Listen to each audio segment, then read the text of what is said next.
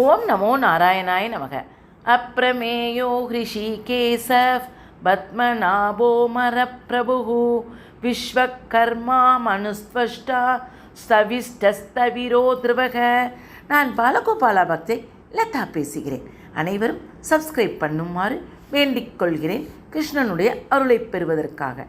நாம் இன்னைக்கு பார்க்க போகும் திருநாமம் 49வது திருநாமம். அமரப்பிரபு. அமரப்பிரபு என்ன மீனிங்னு பார்த்தா, தேவர்களின் தலைவன்.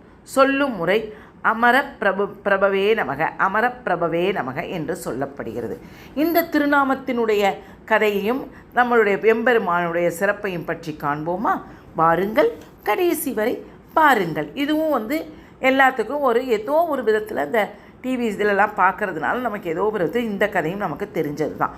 இதுவும் நான் நிறைய அந்த அது அவதாரத்தில்னா நான் இந்த கதைகளும் சொல்லியிருக்கிறேன் அம்மா. அதனால் பாருங்கள். திருவனந்தபுரத்தில் தன் உந்தியில் பிரம்மாவோடு தலைப்பாகத்தில் சிவனோடு காட்சி தரும் அனந்த பத்மநாப சுவாமியை தரிசிக்கும் போது 2 நிகழ்ச்சிகள் நம் மனத்திரையில் தோன்றும். என்னன்னு பார்த்தங்கன்னா, இந்த கையை இப்படி வச்சு படுத்துட்ருக்கிறப்ப பார்த்தங்கன்னா, நம்முடைய எம்பெருமான் சிவனுடைய தலையில் கை வச்சுருப்பாராம். இந்த சைடு பார்த்தங்கன்னா தன்னுடைய உந்தியிலேருந்து பிரம்மா இருப்பாராம். எப்படி, ஏன் இந்த திருவனந்தபுரத்தில் அந்த மாதிரி நம்ம போன கதையில் பார்த்ததே தான் இதுவும். என்னன்னு பார்த்தாங்கன்னா, முதல் நிகழ்ச்சி பிரம்மா வேதங்களை கொண்டு உலகை படைக்க தொடங்கிய போது மதுக்கைண்டவர்கள் என்று 2 அசுரர்கள் பிரம்மாவிடமிருந்து வேதங்களை அபகரித்து சென்றார் என்றதை நமக்கு தெரியும் அல்லவா? அப்போது திருமால் குதிரை முகத்துடன் ஹயகிரீவராக தோன்றி அந்த மதுக்கைண்டவர்களை அடித்து இது பண்ணி வதம் செய்து வேதங்களை பிரம்மாவிடம் நம்முடைய எம்பெருமான் மீட்டு கொடுத்தார். அடுத்து 2வது நிகழ்ச்சி என்னன்னு பார்த்தங்கன்னா, இது உங்களுக்கு தெரியும், இந்த கதையை நான் சொல்லியிருக்கிறேன். பரமசிவன் பிரம்மாவின் 5வது தலையை வெட்டியதால் கொய்தானா என்னை பிச்சு போட்டுட்டார். அவருக்கு பிரம்மகத்தி தோஷம் ஏற்பட்ட போது அதை அந்த கையை அப்படி பிச்சு இப்படி போடுறப்ப அதை நம்ம படிச்சிருக்கிறோம். அந்த தலை கையை விட்டே தூக்கி போடலான்றப்ப கையை விட்டே போகாது. அது அப்படியே கையிலேயே ஒட்டிக்கும். அவரோட கையும் அந்த தலையும் ஒன்றா ஒட்டிக்கும். அதனால் என்ன செஞ்சாருன்னா, எப்படியே எம்பெருமான்கிட்ட போய் இவர் கேட்குறாரு. யார்? நம்முடைய சிவபெருமான். அதை திருமாலை அப்படியே வணங்கினார்.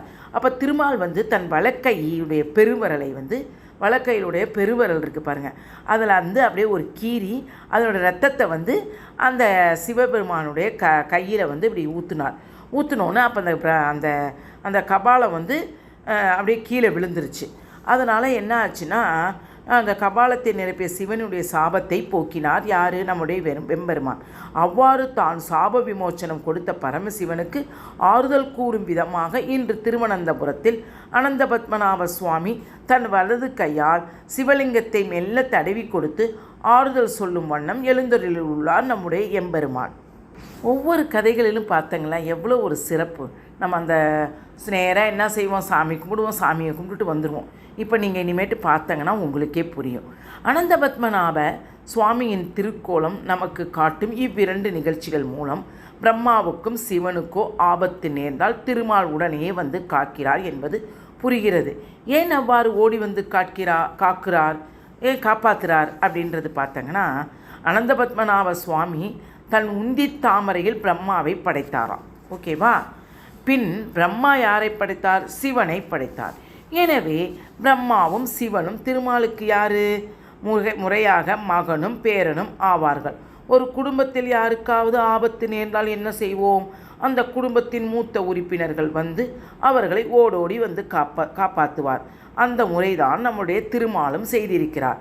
அதனால்தான் அவருக்கு ஒரு ஆபத்து நேர்ந்தால் திருமால் குடும்பத்தில் மூத்தவர் என்ற முறையில் உடனேயே ஓடி காப்பாற்றுவாராம். அது மட்டுமன்று, திருமால் பிரம்மாவையும் சிவனையும் படைப்பு கடவுளாக அளிக்கும் கடவுளாக நியமித்தார். பிரம்மா, சிவன், இந்திரன், வருணன், அக்னி போன்ற தேவர்களுக்கு அமரர்கள் என்று பெயர். அமரர் என்றால் நீண்ட ஆயுள் பெற்றவர் என்று பொருள். அந்த அமரர்களை உருவாக்கி அவருக்குரிய பதவிகளை அமர்த்தி அவர்களுக்கு துன்பம் வரும்போதெல்லாம் காக்கும் பிரபுவாகவே யார் விளங்குகிறார்? நம்முடைய எம்பெருமான் திருமால் விளங்குகிறார். அவருக்கு அமரப்பிரபு என்ற திருநாமம் அதுவே விஷ்ணு சகஸ்ரநாமத்தில் 49வது திருநாமமாக விளங்கப்படுகிறது. நீண்ட ஆயுள் கொண்ட தேவர்களுக்கு கூட அவ்வப்போது சோர்வு ஏற்படுமாம். அதனால் தேவர்களை சோர்வு ஏற்படாமல் இருப்பதற்காக இவர் அதனால் சோர்வே ஏற்படக்கூடாது என்று நினைத்து அமரர்கள் என்று சொல்வார்கள்.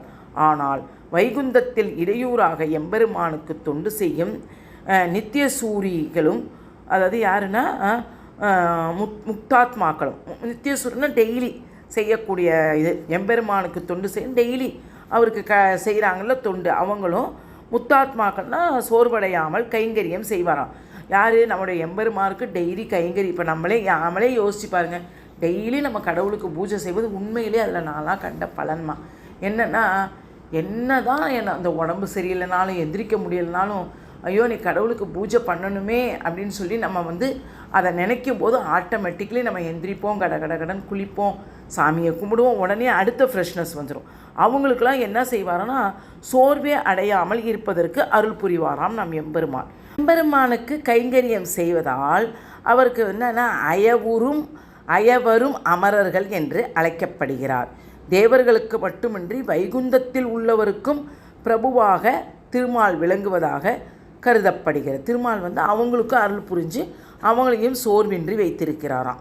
நாம் இப்படியே அனந்த பத்மநாபனை தியானித்தபடி அமரப்பிரபுவே நமக என்று தினமும் சொல்லி வந்தால் நமக்கும் வாழ்வில் பல பதவி உயர்வுகளை அளித்து அமரப்பிரபு காத்தருள்வார். இப்படி தான் ஒவ்வொரு கதைகளும் ஒவ்வொரு சிறப்புகள் இருக்கின்றது. பார்த்தீர்களா அம்மா? அதனால்தான் சொல்லுகிறேன், கடவுள் அவனின்றி நமக்கு ஒரு அணுவும் அசையாது. அதனால் நம்மளுடைய இறைவனுடைய பாதத்தை சரணாகதி அடைந்தவர்களுக்கு என்றுமே துன்பமில்லை. நாம் எப்பேற்பட்ட கஷ்டங்களும் தடைகளும் இருந்தால் அதை கடந்து கட்டாயம் நாம் முன்பாதையில் தான் போவோம். எம்பெருமான் பின்னுக்கு தள்ளி விடவே மாட்டார். அதனால்தான் அவருக்கு நாம் தொண்டு செய்து அவருடைய காலடியில் சரணாகதி ஆகிவிடுவோம். பிடித்திருந்தால் லைக் பண்ணவும், ஷேர் பண்ணவும், கமெண்ட் பண்ணவும். வாழ்க வளமுடன். ஹரே கிருஷ்ணாமா.